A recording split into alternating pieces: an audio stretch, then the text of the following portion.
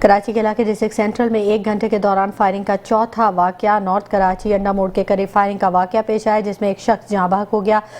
مقتول کی شناخت 70 سالہ شجاعت کے نام سے ہوئی، لاش اسپتال منتقل کر دی گئی ہے۔ نو کراچی میں فائرنگ کے 2 واقعات ہوئے، ایک شہری جاں بحق ہوا جبکہ دوسرے واقعے میں ایک شخص زخمی ہوا۔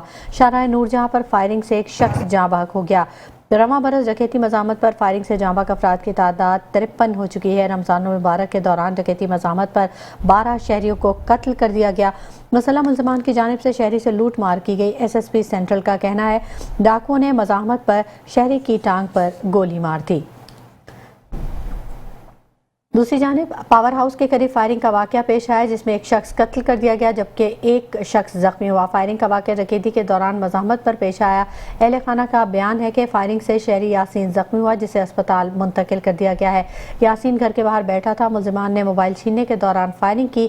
کچھ ہی فاصلے پر فائرنگ کا دوسرا واقعہ پیش آیا جس میں نوجوان عامر جاں بحق ہو گیا۔ علاقے میں 1 گھنٹے کے دوران ڈکیتوں نے متعدد وارداتیں کی۔ پاور ہاؤس کے قریب فائرنگ سے ایک شخص قتل جبکہ ایک زخمی ہو گیا۔